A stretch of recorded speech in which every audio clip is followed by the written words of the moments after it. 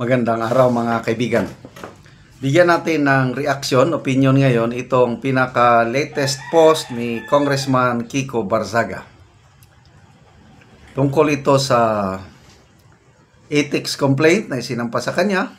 Then may isang kongresista na nag-comment.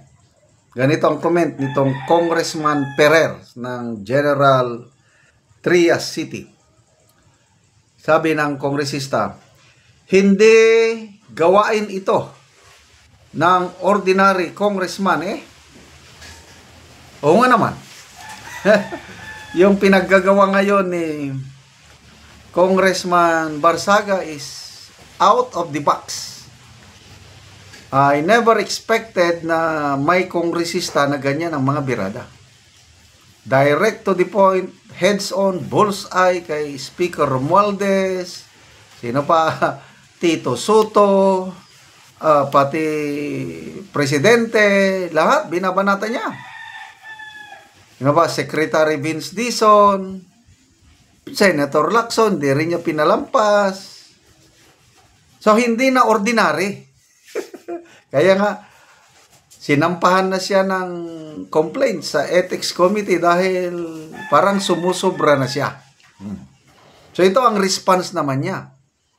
Yung tungkol sa hindi gawaing ordinary na congressman yung ginagawa niya. Pakinggan niyo ang response niya.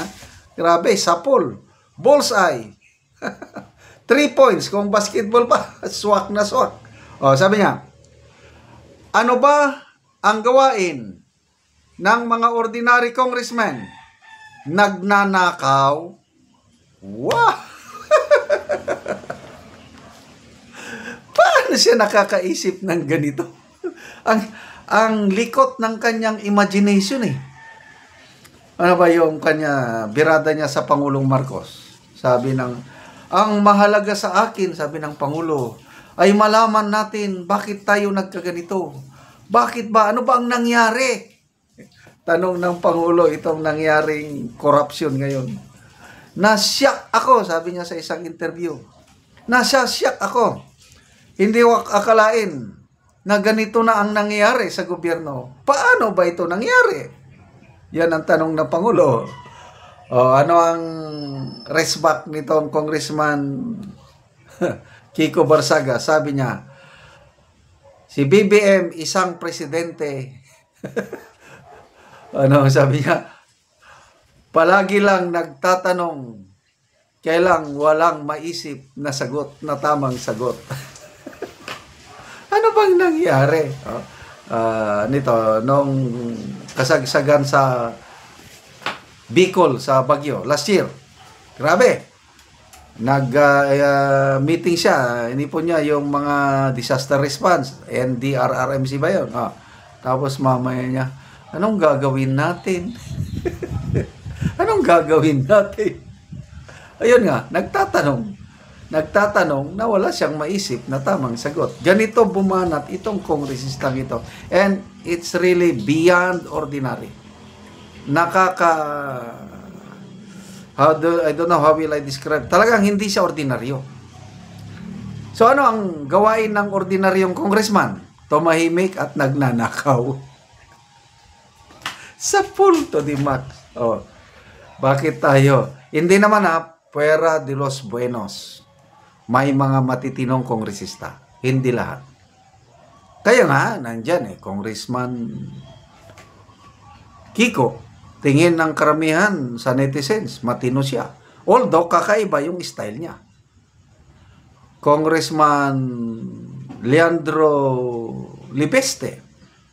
Hindi siya tumanggap ng bribery. Congressman Toby Chanco. Congressman Albi Binetes. Marami pa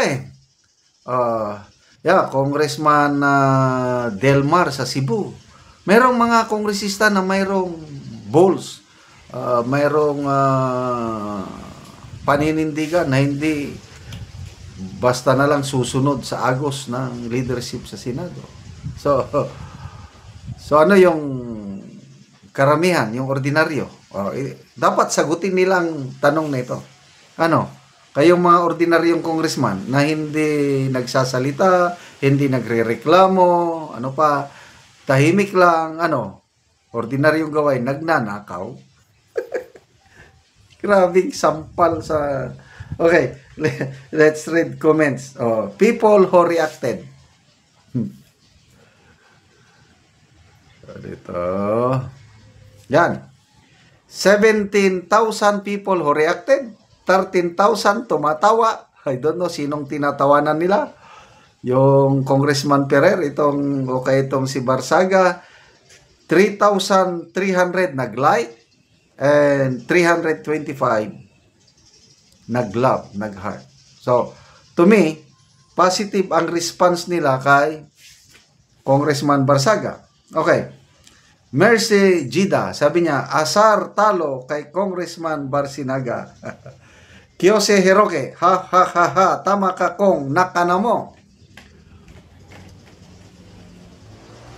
Reynold Jose, Kiko, haha, legit na may bayag na kongresista.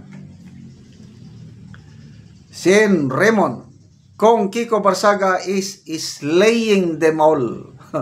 May nabasa pa ako kanina, The Crocodile Hunter. Sarang Dang Sison, ha ha ha, on point ka talaga, kicks. Estrella Coroza, may ordinary at special pala na congressman. Roda Maniego, I love the way you respond, Congressman, palaging bullseye. Yes, I agree.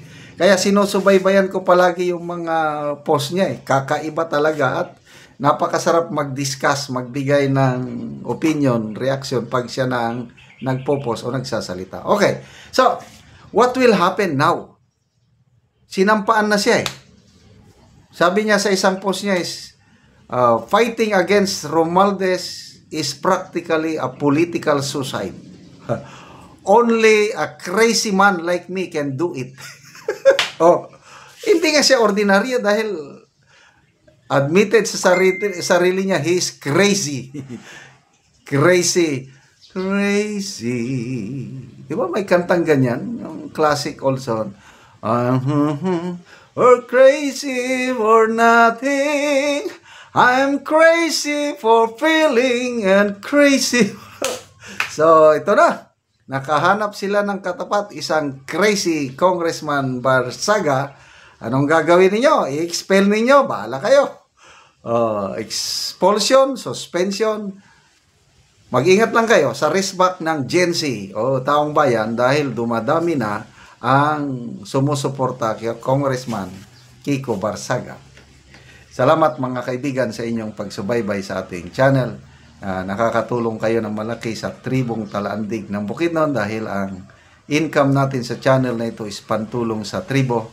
Sa ngayon, namimigay tayo ng livelihood assistance, nagpapatanim ng saging lakatan at Arabica coffee. Panoorin niyo ang video nito. O karon mo na ni ang nag-uban nga mananom og kape sa pagbisita sa kapehan ni Uncle Arnel. Mo na ni si Elvin og Maise. So gyud mi og pagtanom og kape kay nakita namo ang kapehan ni Uncle Arnel. Nakabisita mi diri sa iyang kapehan. Oo. So mo na ni sila ang nag-uban. Mi nga kung magkatanom mi mapareha gyapon na ang among kape. Papariyaan ni inyong kape. Oh, tanawa mga dagan kayo og bunga oh. Arabica. Oh. So Martes mag-harvest si Uncle Arnel ane. So dagan kayo og bunga oh. So duha na ni siya katuig kul ba? Duha na siya katuig. O mupod ni ang masamong ni Manang Ilma nag-uban. Sikpud ko kay usapod ko nakakita nga nibisita mi diri sa lugar. Aron pod og magkatanom mi nga may nani among tanom. Lagi.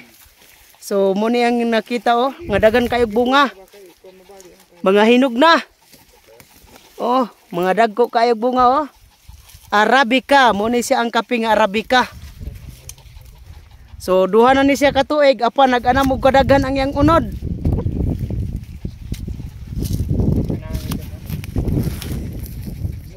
So daghan gid kay bunga oh.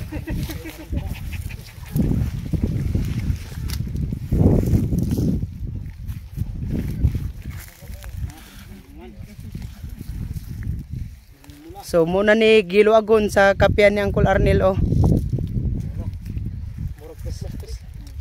So nadasig yun ni ang naguban sa amua sa pagkakita nila sa kape. Tanong Oh. kami og kape. Oh. Sige nga kay nakita ang wala na pinasada gyud nga tanong. So 5 ni karon sila katao ang nibisita dinhi. Salamat kayo sa Ginoo nga magtanom nami. Tanom nami og kape. Oh, salamat kayo.